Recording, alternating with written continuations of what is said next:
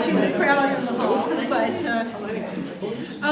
hi, welcome to the IAS. I'm Jennifer Gunn, I'm the director, and I want to make a couple of announcements before we get started. The first is that if you didn't notice it on your way in, the bookstore is outside with a number of books that were written by our panelists today. So spend your money wisely and acquire your own personal copy that will always be available to you and not disappear, you know, from your Kindle if Amazon decides to do something funny with it. I'm in favor of print books. The second thing I wanted to say is that there is a sign-up sheet for IAS events and also flyers for upcoming events on the side table over there, so help yourselves. And many of you may have noticed as you came in, as you come in every week, that the IAS has had some fabulous artwork hanging in its windows, which is part of a memorial for Jesus Estrada Perez. Those are sadly coming down at the end of this week, but look for new artwork commemorating the IAS's 10th anniversary next week. And that's also just to remind you, save the date, on March 10th, Thursdays at 4, is a celebration of the IAS's 10th anniversary. And we'll be asking all of you, and have a few panelists to stimulate the discussion, to help us imagine the IAS in the future. Okay, next week, Thursdays at 4, is by Bruce Braun of the Geography, Environment, and Society Department, and he'll be talking about tight oil, fast oil, life and death in the Bakken oil fields, which I suspect will be particularly interesting because in an era of dropping oil prices, there's probably a lot of change going on. Today, because this is the title I really wanted for the IAS 10th anniversary, Building on the Past for the Future. Today's event is about new work and critical questions in American Indian and Indigenous studies. And before I introduce our panelists, I just want to acknowledge another University of Minnesota faculty member whose work also enters into this discussion, although she isn't here today. Jill Dorfler, who earned her PhD in American Studies here at the Twin Cities campus, working with Jeannie O'Brien and Brenda Child, currently teaches in the Department of American Indian Studies at the University of Minnesota Duluth. And the image that we use to advertise or publicize today's Thursday at 4 came from the cover of her new book, Those Who Belong: Identity, Family, Blood, and Citizenship Among the White Earth and Anishinaabe. And this book is brand new, almost brand new. It came out in July from Michigan State University Press. And I also just want to acknowledge that the art on her book cover is the work of Frank Bigbear. And when we took the image, we failed to adequately credit either Jill or Frank Bigbear. So I just wanted to make that clear. We took the image and not the whole cover. So I just want to make sure you know that we have seen the error of our ways and to also know about this fabulous work. So I'm very pleased to introduce our speakers today, and they will each speak for a short period of time, and then the conversation will continue. And I'm not introducing them in the order that they're speaking. So David Chang is an associate professor of history. He's a historian of race and ethnicity in Hawaii and the United States, focusing especially on the histories of American Indian and Native Hawaiian people. His first book, outside on the table, The Color of the Land, Race, Nation, and the Politics of Land Ownership in Oklahoma, was published by the University of North Carolina Press in 2010. And in it, he argues for the central place of struggles over the ownership of Native American lands in the history of racial and national construction by Creeks, African Americans, and whites in the Creek Nation and the state of Oklahoma. His second book, which is about to come out from the University of Minnesota Press, is titled The World and All the Things Upon It, Native Hawaiian Geographies of Exploration. And in this book, David traces how Native Hawaiian people in the 19th century explored the outside world generated their own understandings of it, and placed themselves strategically in the discursive construction of global geography that they created. And David is currently the secretary of the Native American and Indigenous Studies Association. Brenda Child on this end is professor of American Studies at the University of Minnesota and former chair of the Department of American Indian Studies. She's also a member of the Board of Trustees at the National Museum of the American Indian, one of the Smithsonian museums. And Brenda is author of several books on American Indian history, many of them outside on the table, including Boarding School Seasons, American Indian Families, 1900 to 1940, Holding Our World Together, Ojibwe Women and the Survival of Community, Indian Subjects, Hemispheric Perspectives on the History of Indigenous Education with Brian Klopatek, and most recently, and my current favorite, I have to say, My Grandfather's Knocking Sticks, Ojibwe Family Life and Labor on the Reservation.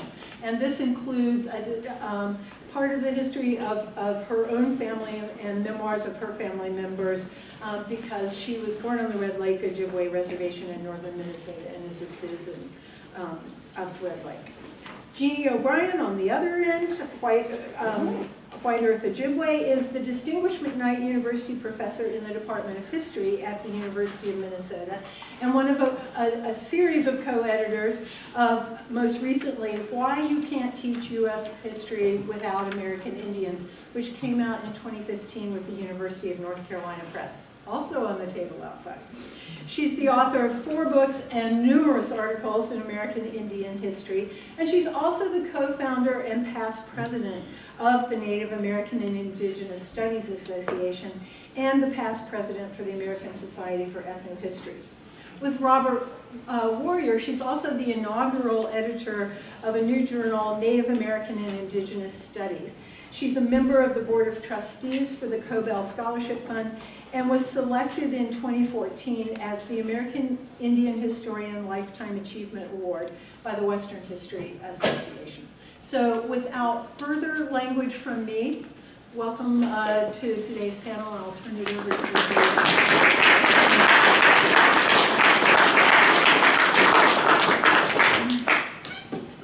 As soon as I figure out how to get rid of my presentation.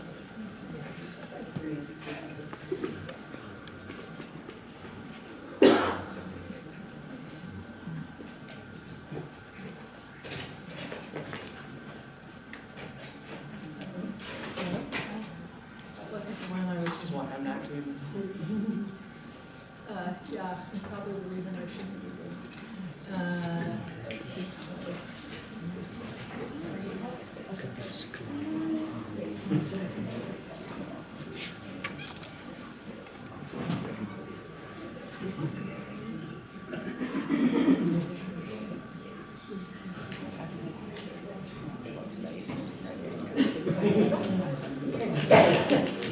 Can you hear me? Yes. Okay, great. Thank you, Jennifer. Thank you, Susanna. Thank you, Sharon. Thank you, Erin, and everybody at the IAS for inviting me to be part of this panel this afternoon. Thanks, of course, to all of you for being here. I'm going to start out a little bit formally and then get a little more informal. The problem of how American Indians do and do not appear in textbooks has been the focus of agitation for a long time. The first aggressive attempts to attack this issue stemmed from a series of conferences organized at the Newberry Library in Chicago and elsewhere by Fred Hoxie in the 1980s that resulted in several publications, most notably the book, The Indians versus the Textbooks, Is There Any Way Out? I was actually a graduate student at the time and participated in these conferences. I even got to travel to the UCLA gathering during the year I enjoyed an NEH postdoctoral fellowship at the Newberry. If the passage of time is any basis for judgment, and as an historian I hope it is, then the answer to the question, is there any way out, posted in these collective efforts, is a resounding and depressing no. In spite of calling attention to the problem of Indians and textbooks to the profession, very little has changed in the roughly 30 years since these laudable efforts to provoke change occurred. Hence, the impetus behind the volume I'm here to discuss. My colleague Susan Sleeper-Smith, who teaches at Michigan State University, queried myself and others about the possibility of convening a conference, returning to these vital questions with an eye towards a new volume, and she raised the money that made the conference happen. We were graciously and generously hosted by the Newberry again, so we returned to the same place of the first efforts that were really concerted. She proposed we title the call for proposals, "Why You Can't Teach United States History Without American Indians." And the group who became the co-editors vetted more than 80 proposals for pre-circulated papers that we got. Note that we were really surprised by this robust response for a call that required everyone who actually we accepted into the program to send their papers to everyone in advance. That means they had to write them. So it's a work and paper conference, it's a different deal. For me, this is great evidence about how committed our teaching our colleagues are. Most professors I know love to sit around and talk about teaching. We also love to sit around and complain about grading. We culled this slide down to about 24 scholars to invite, organized them into sessions, and invited other folks to comment on these papers. The conference that resulted drew an intently involved audience that pretty much filled a very large room, larger than this one, on a gorgeous fall Saturday in Chicago. 19 of these papers made it into this published volume. One of the burning questions in putting the volume together involved how to organize it. I advocated pretty vigorously for a topical approach that might provoke readers to rethink how U.S. history in general is taught from an Indigenous perspective. And I was quite appropriately shouted down from every quarter. We decided we wanted to create something that looked accessible, not something easily dismissed as too outside of the field of U.S. history. Instead, we opted for a far more pragmatic ordering that acknowledges the power of how U.S. history is currently taught, at least at the college level, 2 terms divided at Reconstruction. So I want to just show you a little bit about how this went and just kind of talk through the concept of the volume by looking at the table of contents. So there's 3 sections actually. Here's the division, and then I'll get to the 3rd section in a moment. And you can see by the chapter titles that some of the chapters are topical. That first chapter by Juliana Barr is magnificent. A look at how borders and borderlands totally mask how Indians actually shaped all of these encounters. Susan Sleeper-Smith contributed a chapter on encounter and trade in the early Atlantic world. This is a concept that's really wide circulation in early America, the early Atlantic world, and of course trade often makes it into textbooks. Rethinking the American Paradox, Bacon's Rebellion, Indians and the U.S. History Survey by James Rice. Again, Bacon's Rebellion is pretty much always there, and usually Indians are a part of that story, but this really foregrounds their part in this story. Sarah Pearsall contributed recentering Indian women in the American Revolution. What a concept, right? The American Revolution is always there, but Indian women are not. Adam Jortner has a really lively chapter that is also about maps and how, if you look at the maps in textbooks, it can't explain the events of Indian history at all. Robert Miller, The Doctrine of Discovery, Manifest Destiny in American Indians. Here we have critical concepts in legal history that are about the foundation of property ideas and the erasure of Indian people in the United States. I wrote a chapter on American Indians and the Gold Rush. Indians barely appear in this story, but the Gold Rush always does.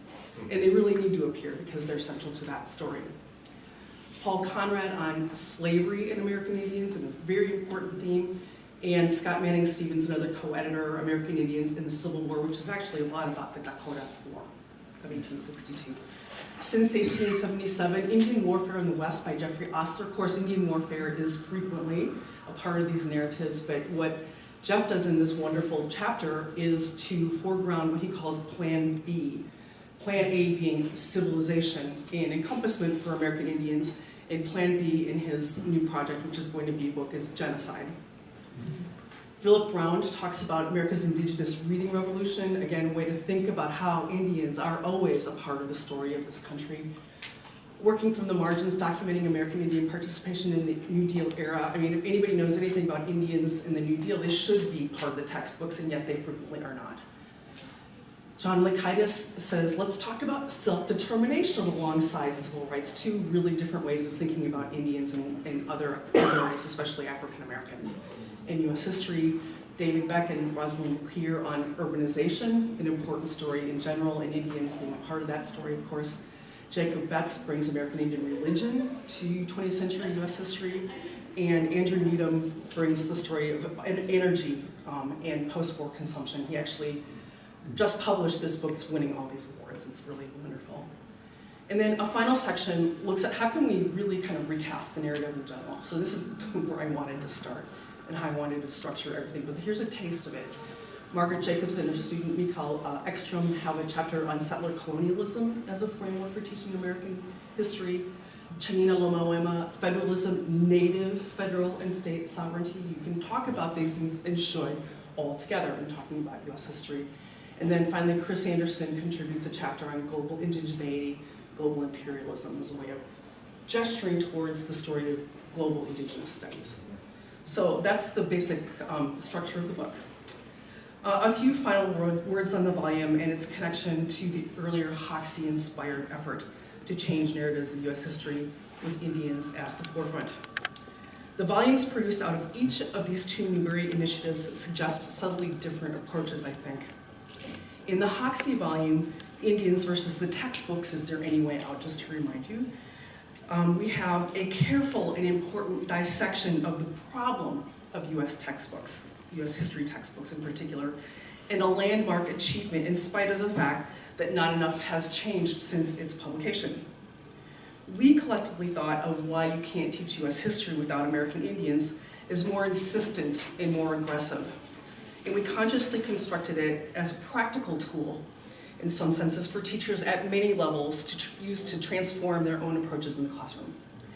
One could use this volume, if they chose to revise elements of their teaching in spite of the ongoing textbook problem, so we don't need to wait for those new textbooks that would do a better job. Our hope is that this volume will help bridge the gap so many of us who teach American Indian history find in our classrooms. We routinely encounter students who are actually angry to learn about what is concealed from them in the teaching of US history throughout their entire career. This is a common quote that I think my colleagues will agree they hear. Why wasn't I taught this history? And they're angry about it. How to address this ongoing issue is fundamentally important, and only time will tell about future transformations in the narrative and if this book will have any success in the end. So, as our group gathered, I boldly offered to write a chapter on Indians in the California Gold Rush, at which point one of my fellow organizers and co-editors, Nancy Shoemaker, burst out laughing and said, "What do you know about Indians in the California Gold Rush?" And my response was, well, I teach it all the time, and I have been for longer than I want to tell you. And since this is intended to be a teaching book, and if you think about it as teachers, we're required to learn about all kinds of things we don't specialize in, and in fact, we ask our students to learn about those things as well. So that was my response to her. So I want to just stop here on this book and also gesture to the next book coming out in June, which is an edited volume with Chris Anderson, which is called Sources and Methods in Indigenous Studies, which will be coming out again in June by Routledge University Press. So thank you for your time.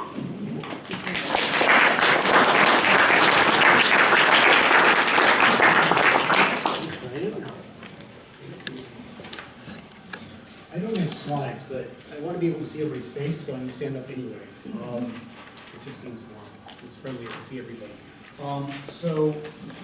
Thanks a lot for being here. It's really a pleasure to talk to you all. What I want to talk about today is the book that I have coming out entitled, humbly, The World and All the Things Upon It. And the subtitle, created by the press, Native Hawaiian Geographies of Exploration. I say created by the press because that term, geographies of exploration, is not one I use in the book. But they thought it worked right, and that's fine. About how this work relates to the field. Native American studies and Indigenous studies is such an exciting, exploding field right now. Many of you here in the room are engaged with this field, and you know that. But those of you who are not cannot imagine the intellectual energy that there is in the field right now. And my work, my first book is in Native American history, the second book is in Native Hawaiian history, really is responding to certain trends in that I'd like to alert you to. In the field right now, if we think of Native American Indigenous studies, as it's been created And institutions are important, like Native American Indigenous Studies Association, of which Jeannie is a co-founder. An institution is important to creating a field of knowledge, just as an archive is, just as a literature is. And this is part of that energy. And in that organization, and in this field, we have, some of the trends are a very strong global emphasis, rather than strictly local. A very strong comparative, a strain of comparative work with indigenous people in different parts of the world. And even beyond comparative, though we don't quite have a word for it yet, I would say interactional or studies of connections among indigenous people. When we study global indigeneity, it's not just in the abstract, it's also in the social manifestations and the social and cultural reality of those connections. There's a strong strain of studies of settler colonialism. And all the previous literatures I deal with, settler colonialism is not really, my first book is very much about that, my second is not. Because right now I'm less interested in the settlers than I am in indigenous people and the autonomous intellectual productions.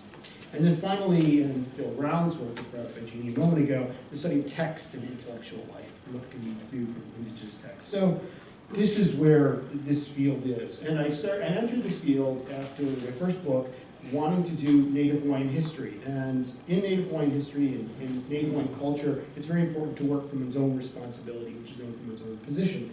And so as an academically trained historian of Native Hawaiian descent, I said I should study historiography, the history of history, and of historical thought in Native Hawaiian writing. And I learned Hawaiian and started reading the Hawaiian text from the 19th century, and I found to my surprise that so much of historical writing was geographical. It was all situated in places, and so the history of Russia was very much a history of Russian places. The history of France was very much a history that necessarily involved a description of what France was, where it was, and the places in it. And so this keyed me into, I need to talk about geography. And so I ended up asking the question, what if we were to understand indigenous people as the active agents of global exploration rather than passive objects of exploration? What if, instead of conceiving of global exploration as an activity of European men, such as Columbus or James Cook or Ferdinand Magellan, we thought of it as an activity of the people they claimed to discover? What could such a new perspective on the project of exploration reveal about the meaning of geographical understanding and how it plays into struggles over power in the context of colonialism? So the world and all the things upon it addresses these questions by tracing how Kanaka Maoli, that is Native Hawaiian people, in the 19th century explored the outside world, generated their own understandings of it, and placed themselves strategically in those understandings that they had created. So it looks at travel, it looks at spirituality, it looks at print culture, it looks at sexuality and gender, it looks at labor, education, and race, to shed light on how constructions of global geography became a site through which Hawaiians, as well as their would-be colonizers, thought through and related to colonialism, imperialism, and nationalism. And this process of exploration, I emphasize, goes back, I'm talking about the first moments of encounter, but it's not a study of first encounters. It's a study that lasts from the late 18th century into the early 20th century. When Native Hawaiians first paddled out their canoes to explore the ships that Captain Cook had anchored off their shores in 1778, they began a new stage in an ongoing Hawaiian exploration of the world. And it's a stage that is far larger in scope, but much less understood than the history of the European exploration of their islands. Because their ancestors in the culminating stage of the Polynesian exploration of the Pacific had first peopled the islands around 300 CE, and then for about 1,100 years probably, maintained long-distance canoe travel to Tahiti, Marquesas, and other islands far to the south. So when Cook showed up, though, he opened up a new and very important stage in that exploration. To trace how Hawaiians placed themselves in the ideas of global geography that they were creating, my book needs to take a long-range view. It stretches from before Cook's arrival and into the 20th century. And a long-range view is really important in this book, intellectually as well as politically, and it responds to two fallacies. First, that it was Cook in 1778 that revealed to Hawaiians that there was a world beyond their shores. And this is actually a literature, this is a trope that's very strong in the literature, that Hawaiians, their eyes are open for the first time that there's anything beyond their shores. And so I need to respond to that idea because the classical Hawaiian literature makes clear that this is not the case. And second, on the other end, the idea that the annexation of the United States in 1898 brought an end to Kanaka resistance or an autonomous intellectual tradition in any way. So it brought very strong changes, but it did not bring an end to it. So therefore, I need this long stretch. It was Native Hawaiians were thinking about the world long before Cook sailed into their waters, and the illegal occupation of Hawaii in 1898 didn't bring an end to kind of thought about the world and their place in it. So the book needs to stretch into the 20th century. In fact, the book takes part in the centuries-long process that it describes. I describe a process of emphasizing that Hawaiians can and should understand their world from their own Hawaiian perspectives, and I engage in that insistence. And that Hawaii is best understood as a land deeply rooted in the Pacific, in a sea of islands, as we say using Apeli Ha'ofa's resonant phrase, and not just a peripheral dependency of the United States. So it's a geographical recasting of Hawaii back into the Pacific and away from the shore of California, where when we look at maps of Hawaii, it's so close to the shore that we misunderstand it. So the book emphasizes that there's actually not a better place, I would argue, to understand the process and meaning of global exploration than to look out from the shores of a place like Hawaii, a place that is putatively the object and rather the agent of exploration. But it's not a case that I chose for analytic purposes only. First of all, as a person of Native Hawaiian descent, I'm committed to the study of Hawaii and Kanaka Maoli and consider them to be worthy subjects of study in their own right. And I think it's important to state that claim because oftentimes we talk about case studies, but this is not just a case. It's a history that is deserving of its own telling and its own analysis. But also, demonstrating how Kanaka in the past actively engaged with people outside the world in the pursuit of Hawaiians' own interests can speak to Kanaka today, who are engaged in resisting American political, economic, and cultural colonialism and forms of neoliberal globalization which stretch beyond the United States towards Europe and towards Asia as well. But even for readers not invested in Hawaii's past, its present, or its people, the archipelago is important to study because of the central place it played in the maritime capitalist world of the 19th century. It was in no way a small place, as the only substantial populated island chain in the northern Pacific. It was the place that made the trans-Pacific trades possible, and so forth. And this is indeed, if it weren't important, there wouldn't have been so many countries trying to take it over. After all, let's just kind of cut to that point. 19th century Kanaka, and just like Hawaii today, can be misunderstood as profoundly isolated. But Hawaiians were engaged with the world around them. They were engaged with the foreigners who had come to live among them. Already in the late 18th century, Native Hawaiian men and women were embarking on American and European ships, many of them working as sailors and as whalers across the Pacific, across the Atlantic, into the Indian Ocean. Others went to California in the gold rush. Meanwhile, Americans, Asians, Europeans were flocking to 19th century Hawaii, and Native Hawaiians engaged with them.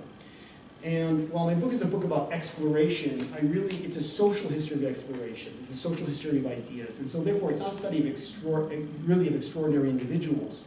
I speak about some of these extraordinary voyages, but I really want to talk about a social process that can turn all Hawaiians encountering a foreigner, even if they don't leave the port of Honolulu, and learning about that person as an act of global exploration. These travel made it possible to explore the world even for the most humble people who could not board a ship, just as it made it possible to explore the world when one was a whaling laborer, when one was a goldfield laborer, and so on and so forth. And this is, in Hawaiian studies, it's partly an intervention to move away from the study of the ali'i and the mo'i, the political leadership, if you will, the chiefs. So it's more of a social history of ideas. The World and All the Things Upon It. I take the title from a work of global geography titled Kahunuanea Menamia Pau Naruleihu in Hawaiian, that Hawaiian intellectual J.H. Kanepu'u published in 1877. He published it in serialized form in Hawaiian newspapers because that was the access of publication that was available. Most of the most important works in Hawaiian in the 19th century published as serials in the paper. And I take that title to signal that Indigenous geography means looking out at the global world from Indigenous perspectives, as well as looking at homelands. The tremendous strength of Indigenous geography and of Kanaka Maoli geography has been to emphasize the deep relations of Indigenous people to their homelands, their understanding of it. In Hawaii, their genealogical relationship to the lands through the common ancestors that created both the people and the lands. And scholars of Indigenous geography worldwide have noted similarly deep ties to the land and have emphasized that Indigenous geography is crucial to understanding dispossession and for working for ecological restoration and the restoration of social justice. But we need not only a geography of Hawaii, but a geography that is Hawaiian, to quote a term from the Hawaiian geographer Carlos Andrade. And that is geography understood from Hawaiian systems of knowledge, according to Andrade. And so what he emphasizes that a Hawaiian geography, if one is going to exist, must be a global geography, as well as a geography of the islands. Then it must look out as well as look in. And so that's the stakes of the book, that's the goal of the book. And then the methodology of the book that's very important was it requires using native Hawaiian texts. The great bulk of the historiography on Hawaiian history is written by people who can't read the language, which is an abomination if you take 3 seconds to think about it, but given the training of the many people who wrote these books, it was accepted as the norm. And given the professionalization of people who expected to see these scholars work, it passed with the norm. That changed about a decade ago with the work of Noenoe K. Silva, and it continues to matter for us today.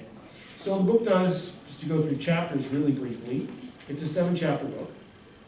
The first book, Looking Out from Hawaii's Shore, emphasizes the inheritance of exploration in Native Hawaiian classical literature that talks about the movement of people through the Pacific, the historical traditions and also the sacred traditions. It talks about gods and people moving across the islands, the different archipelagos of the Pacific. The second, Paddling Out to Sea, tells the story of 2 late 18th century travelers, one a woman of very humble background and one a chief of very high background, who traveled to North America, to China, to various islands in the Pacific, both along on vessels belonging to Englishmen engaged in the fur trade that linked these various places. The third, A New Religion from Kahiki, looks at missionization in a different way. It really emphasized that Native Hawaiians sought out and actively engaged with missionaries. The first missionaries with whom they engaged were not New Englanders, but actually Tahitians, who themselves had been converted by British missionaries. And it was because of the early work of the Tahitian missionaries, they argue, that the New England missionaries found the welcome that they did. And a very important part of this missionary enterprise was, yes, seeking literacy, yes, seeking religion, but especially teaching literacy, because of the imperative to be able to read in order to read scripture.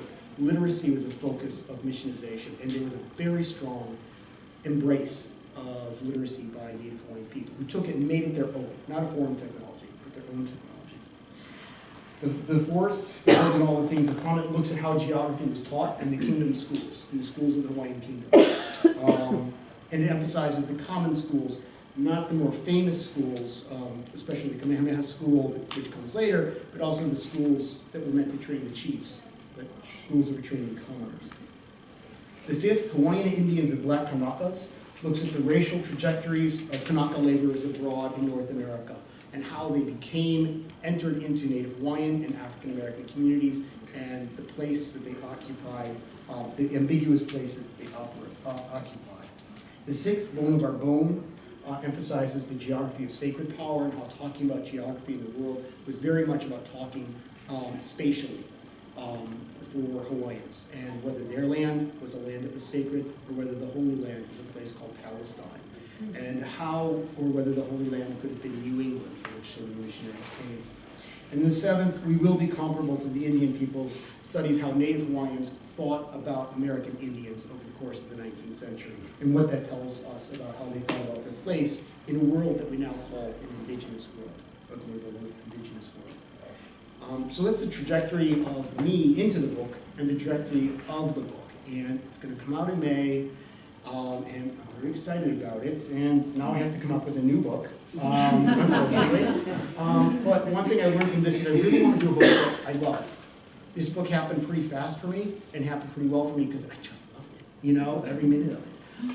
And so I have a couple possibilities, and one of them is about the circulation of nationalisms in the late 19th century, because we often think of nationalism as being very provincial and well, provincial, that's good enough. And what I'm really interested in is there's a number of Native Hawaiians who were involved in European nationalist movements and were connected to Chinese nationalist movements. And I argue that the experience of Chinese expatriates in Hawaii really changed the early history of Chinese nationalism. And so I'm kind of interested in trajectories of nationalism, thinking Europe and China, with Hawaii being a really important hub in that story. So thinking about that. Thank you very much.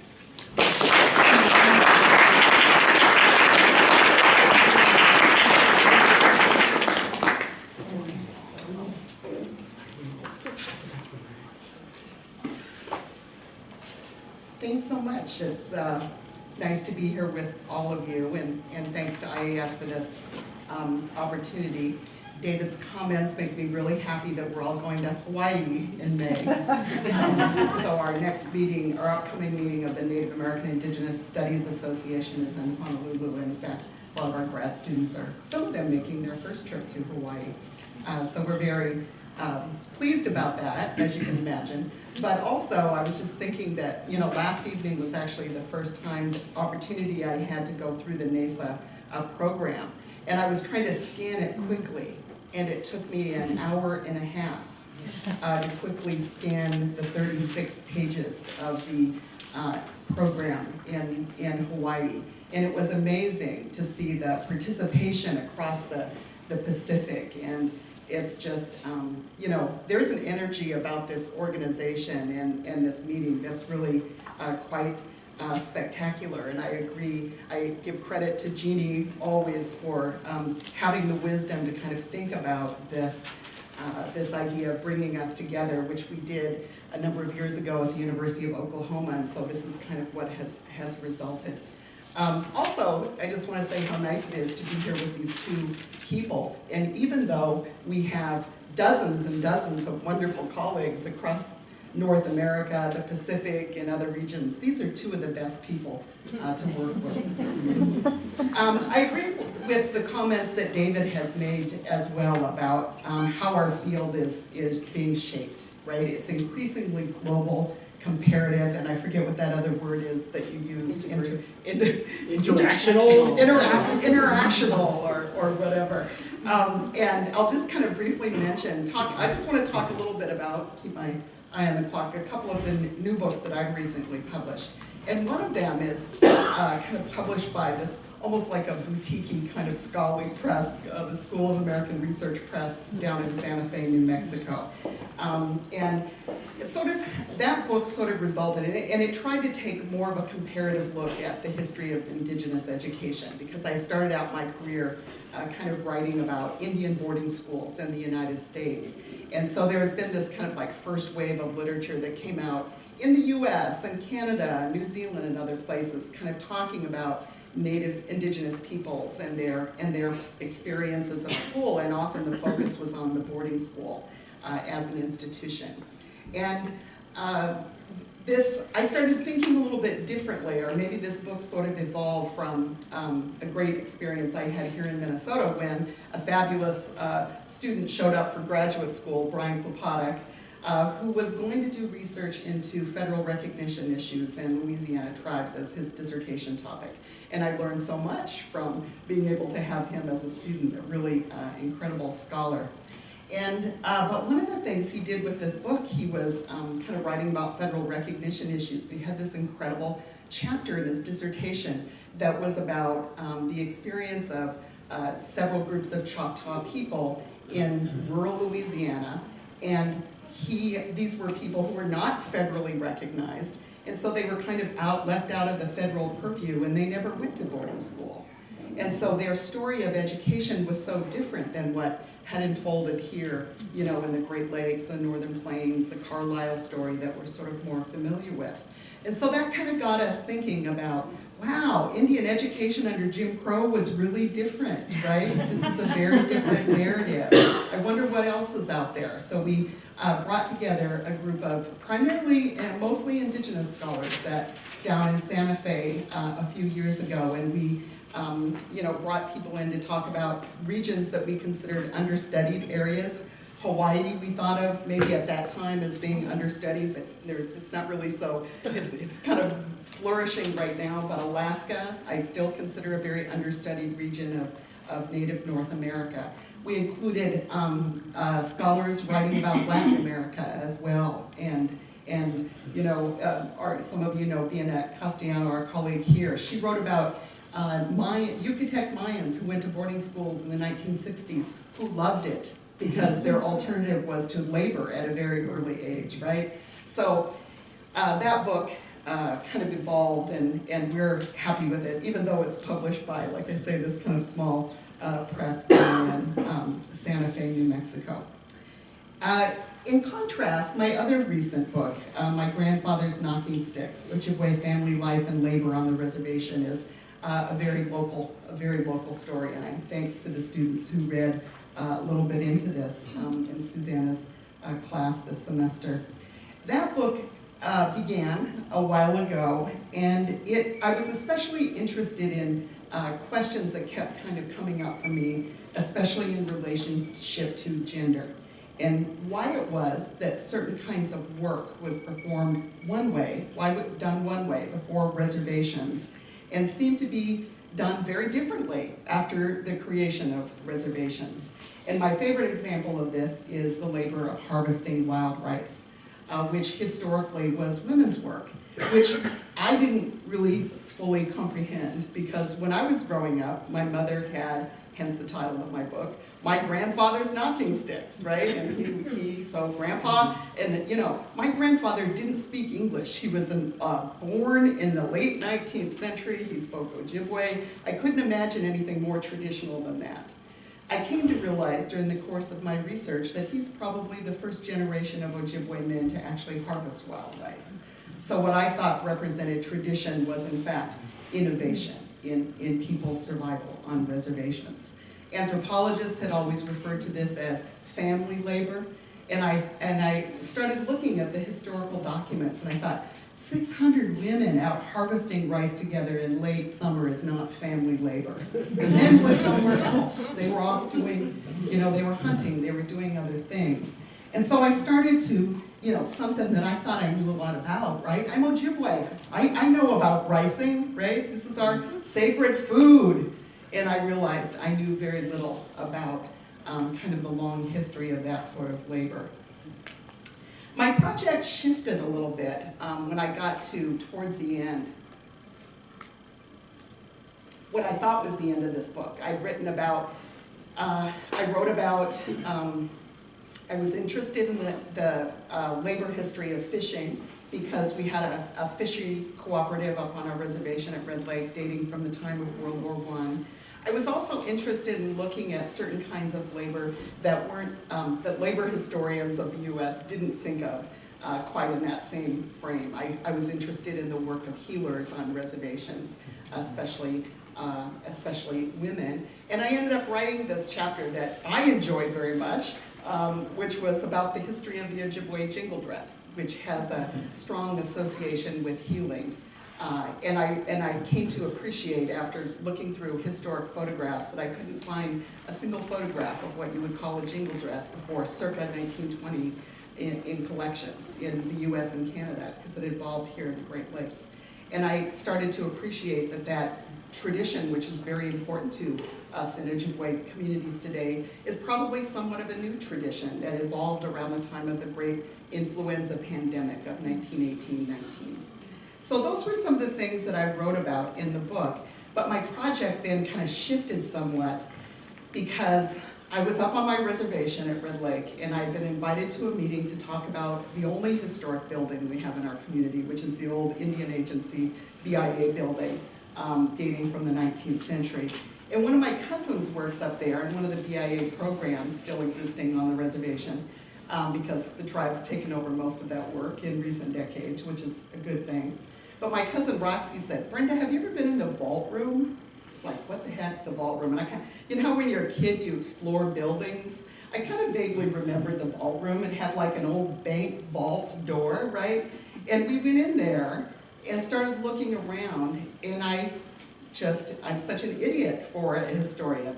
But there is, it was the records, files of every person who lived on the reservation in the late 19th, in the early 20th century, including my own grandparents.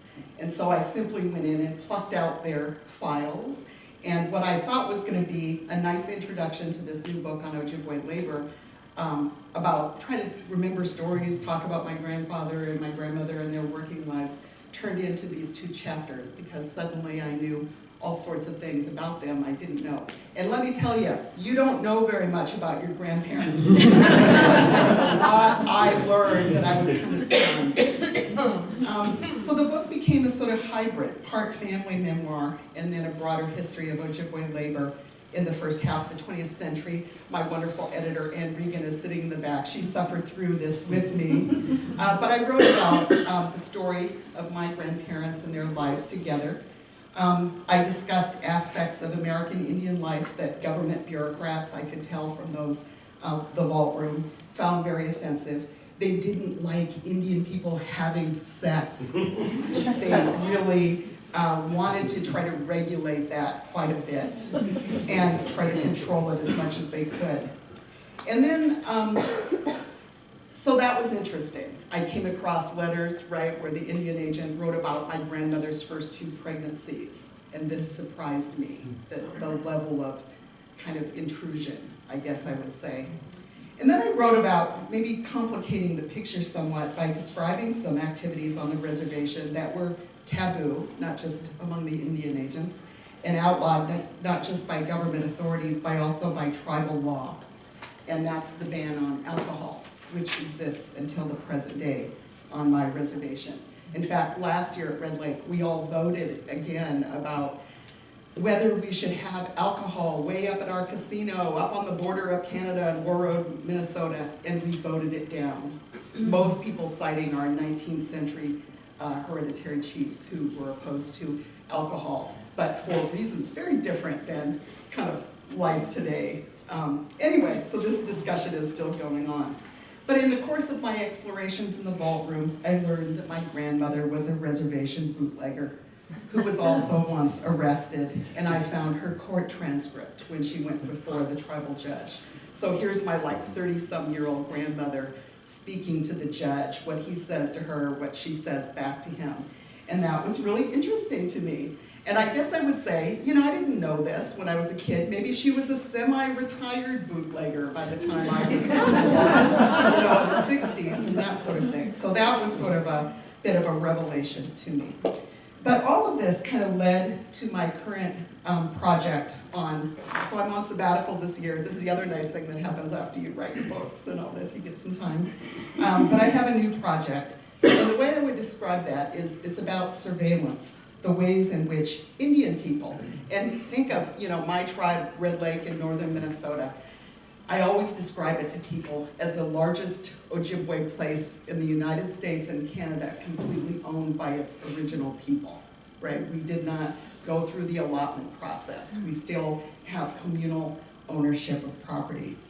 And so what I'm trying to do is understand the ways in which Indian people on their own homelands, among their own people, lost significant freedoms on the reservation. And so I'm back in the vault room looking at everybody else's records on the reservation. And I have the world's greatest research assistant, who is a 70-year-old woman who accompanies me. She's a Red Laker, a friend of mine.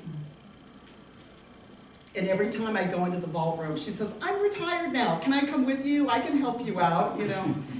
And I will say something to her like, why do you think such and such is such an asshole? You know, someone, we'll be talking about tribal politics or we'll be talking about people in the vault room, and she'll say to me, you know, when his father came home from World War II, his mother was already pregnant.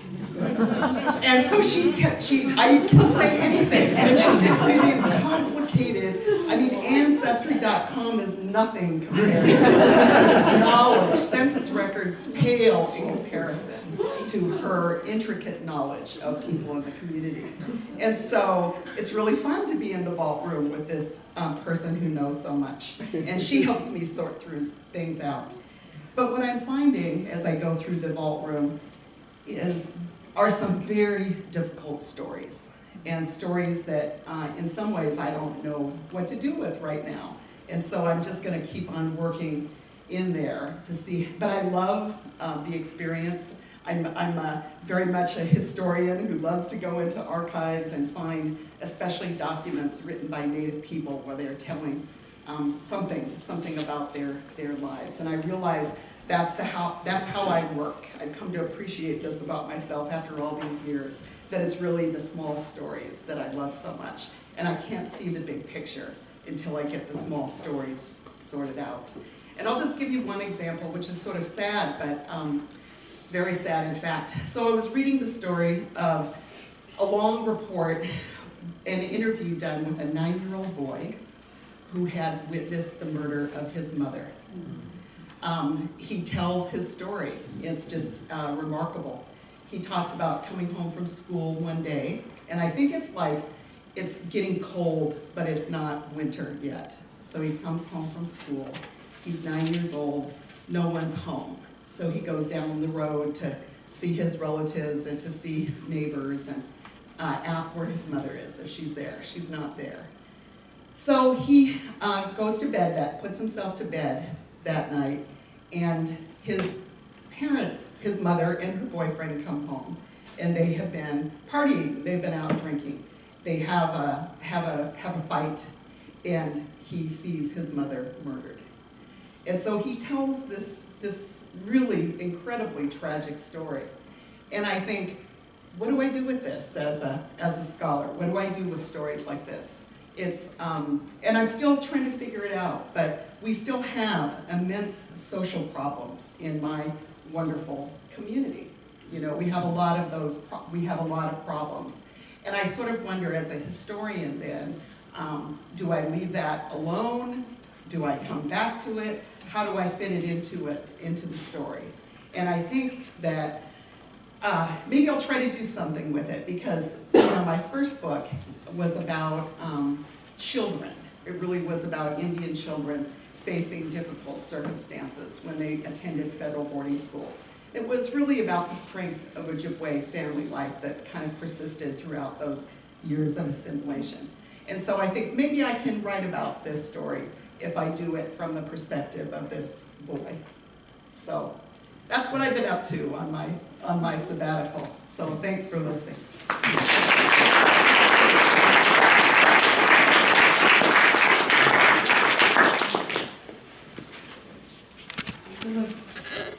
Do you all want to address any questions to each other, or shall we just open it to the floor? We talk to each other a lot. I would say one thing though. I think that having 3 Indigenous historians on one faculty, this might be the only place where that is the case. Which is really indeed quite a pleasure.